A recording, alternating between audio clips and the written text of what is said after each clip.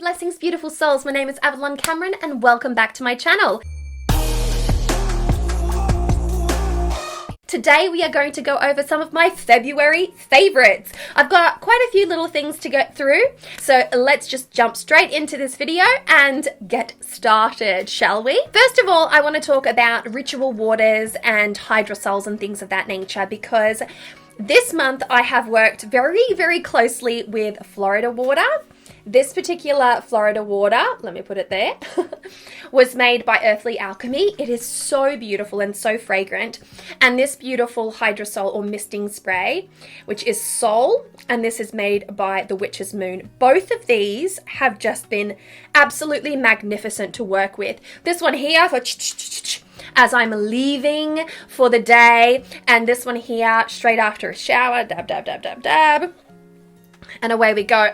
Really good for anointing charms and wiping down surfaces and adding to mop waters and things of that nature as well. So this one here has been a really fun one to use. And I'm pretty sparing with its usage, I must say. When I'm talking about little drops, I'm just like very sparing with it because it's quite precious to me.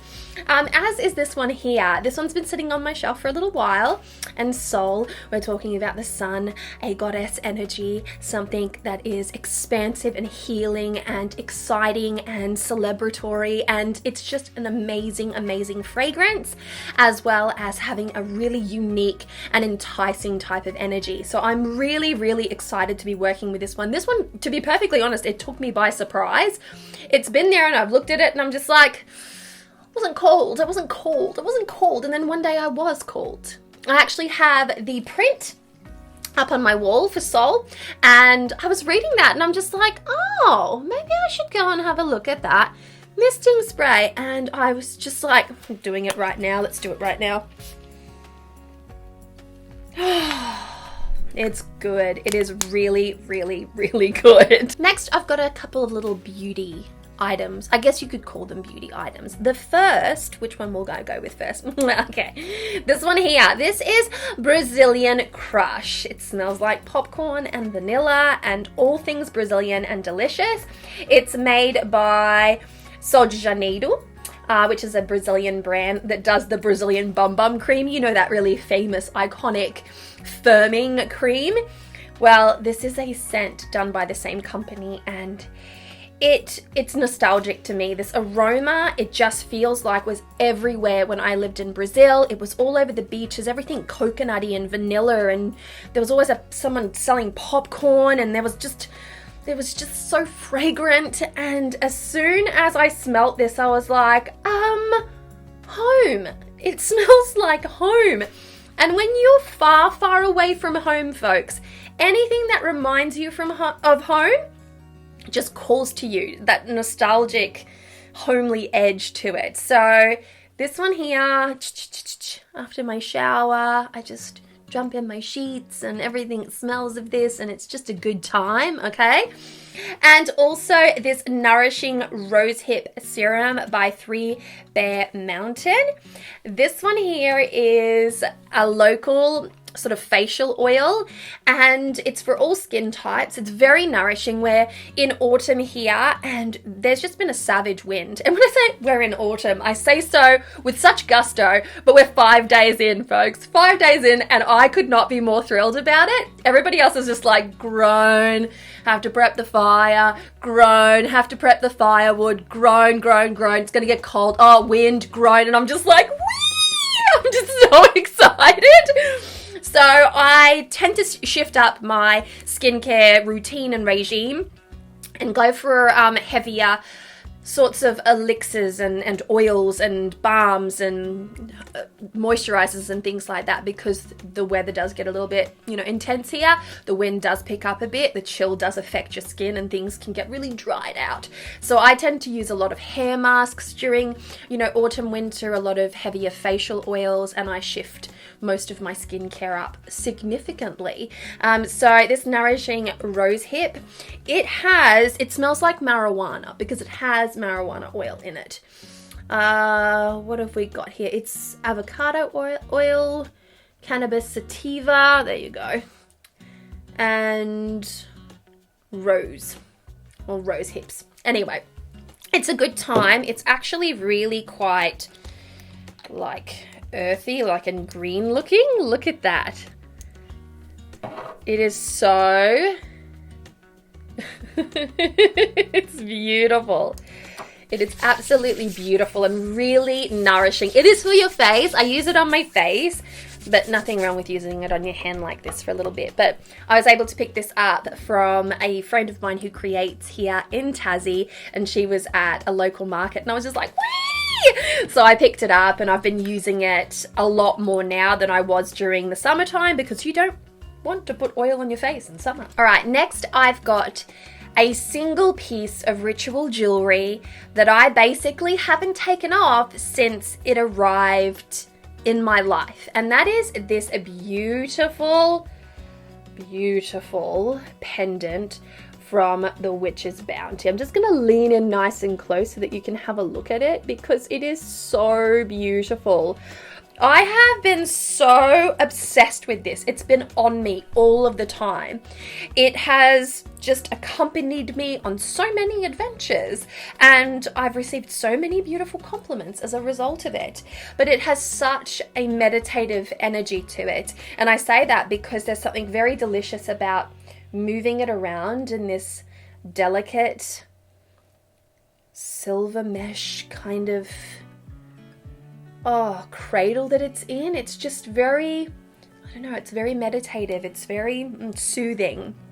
And so I've loved wearing it, and I've pretty much worn it every day. No word of a lie, no joke, every day since I got it, unless I'm wearing like really heavy jumpers and that with turtlenecks, in which case I don't tend to use a lot of jewelry, but for the most part I have been rocking this bad boy. I love it.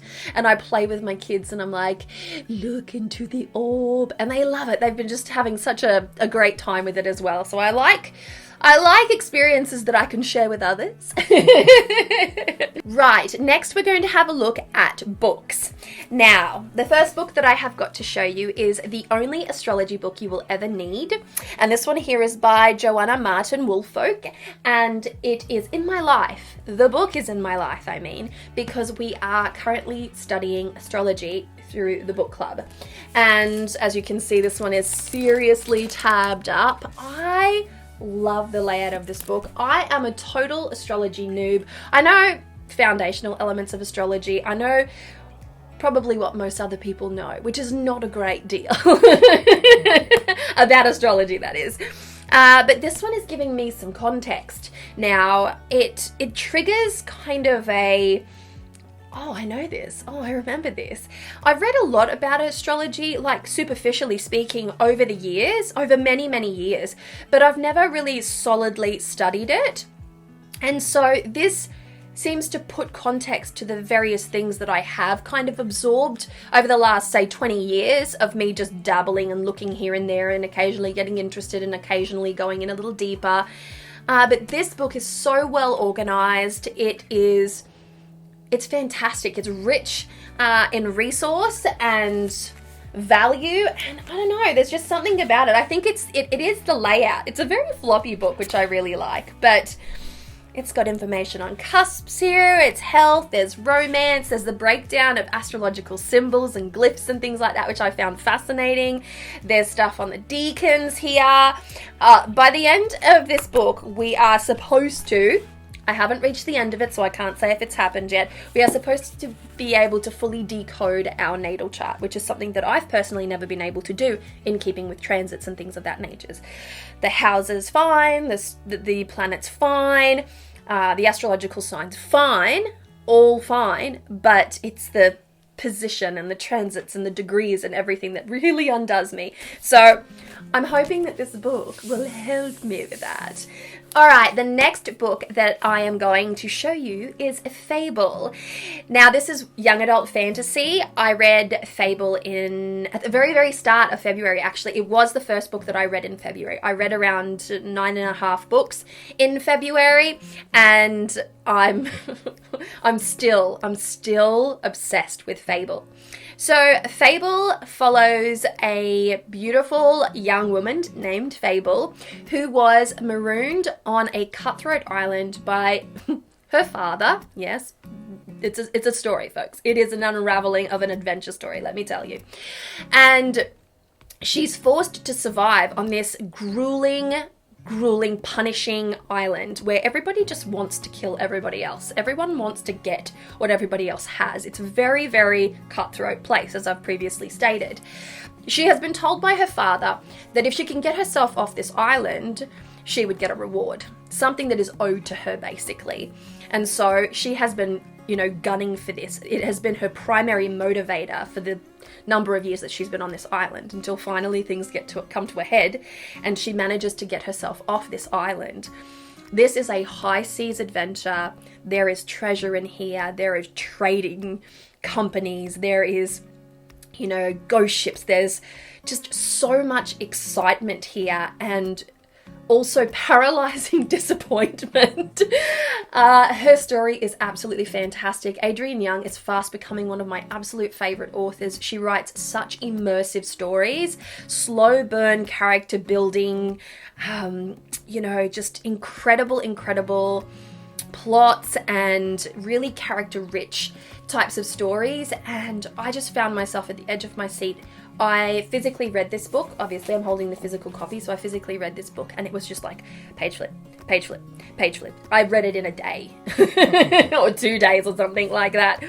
I can't quite remember, but I immediately finished it, and then I went hunting for the second book because I know the second book is called Namesake, and I swear I saw it on a bookshelf in one of the bookstores recently. And yet it's not out yet, so I must have hallucinated it. Anyway, but I am gunning for this, for the sequel to come out. I just so badly wanted to finish the story because it ends on this epic cliffhanger, and I was like, heart in my mouth kind of business. So really, really excited to continue the story of Fable. Ooh. What a powerhouse of a character. Like, you get behind her. She is amazing. She's amazing. Oh, it's delicious. Okay, we are towards the end now, and I have 2 decks that I wanted to share with you today. The first is the Bones of the Bone Stone. So I showed this deck off very briefly in my favorite summer decks, and it's basically the same. It's the Bones of the Bone Stone. It's a full sketch version of my own deck, the Bone Stone and Earthflesh Tarot. And so I've been doing a lot of personal readings with this. I've been slinging cards for friends. I had it out for Allura just yesterday. It's a great spirit deck. It's a great problem-solving deck.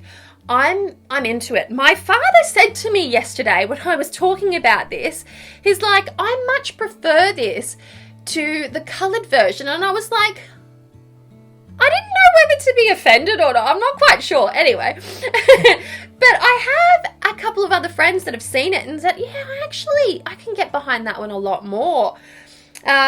So yeah, it appeals to people. I didn't think it would, but it appeals to people. Anyway, Anna made this for me. It was a special gift. We talked about making the Bones of the Bone Stone. I've told this story before, and she made me this as a thank you and a congratulations and all of that sort of stuff when the Bone Stone was finally out. And so I've been working with it, sort of on and off, and I don't know, I've got it inside here in my tiny home, and I've been reaching for it a lot over the last couple of days, and I just think that it's a really easy, wise, great deck to work with, if I do say so myself. Anyways, I feel odd talking about my own deck like that. The next deck that I'm going to talk about is a new one to my collection, but one that is a fast fave, and we're talking about the Green Witch Tarot by Sherilyn Darcy. Now, I'm a huge fan of Sherilyn Darcy and her decks. She is fantastic. Sherilyn is actually a really, really beautiful soul. I've been approached by a couple of publishing houses and things like that in relation to the Bone Stone, and I wanted to speak to someone who had been published and etc, etc, so I reached out to Sherilyn, and she called me, and I called her, sorry, and we spoke on the phone. But she's such a sweet, wonderful, beautiful soul. And she's created the Green Witch Tarot. This has been published by Rockpool. Comes with this nice little guidebook. Very, very rich. It's quirky because Sherilyn's a bit of a gardener. Not a bit of a gardener, quite a bit of a gardener. So you have the divinatory meanings. Let me show you rather than tell you all about it. So here we have There we go. We have peppermint there, if it's in focus. Now, we have the oracle meaning. We've got the keywords, etc. The oracle meaning, then the cultivation meaning. So if you want to grow peppermint, there's a little information there about it. Then we have magical correspondences and a little spell. This one here is for success. And so that is the nature of the guidebook. Then the cards. Oh, the aesthetic is beautiful. That's the backing of the cards. The aesthetic is absolutely beautiful. So this is, again, it's, I think I briefly showed this. I feel like I've showed this deck recently.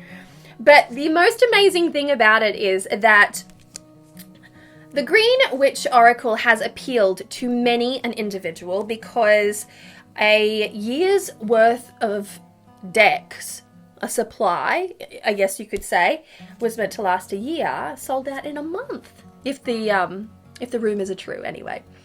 And so I'm very, very happy for Sherilyn because she's created something that's really quite beautiful here, and this is such a fun deck. My own little sister, who is not super into Oracle and Tarot, she does have a small stash, she does have a collection. I've gifted her a lot of decks over the many years, and when I showed her this, she loved it, and I think she went out yesterday or today and she picked up a copy for herself, and I'm like, I'm not sure if you'll get it because I think it's sold out. She's like, no, I was able to get it at Big W, which is exactly where I got mine, only she's in Brisbane and I'm here in Tasmania, so it was good for her to be able to find a copy. But this is such a beautiful deck. It's kind of like a very witchy personal working deck. It has a really great divinatory meaning. It's got a really upbeat, happy feel to it as well. And it's a deck that you can do the spells because they're very simple, but they're very, I don't know, unique in their own way as well. And I loved the cultivation information, especially for someone who is currently looking at potentially creating her own like food crop. So there you have it, beautiful souls. They are my February favorites. I hope you've enjoyed. Tell me which one was your favorite. Tell me what your February favorites were. What did you reach for in February that, I don't know, that really sort of like surprised you, or that was no surprise to you at all?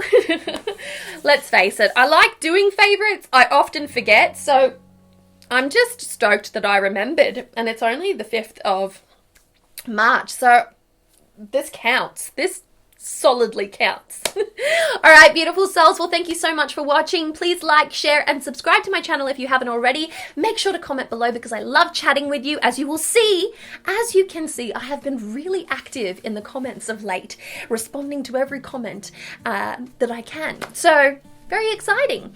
Much love to you, many blessings, and I'll see you next Wednesday with another video. Mwah!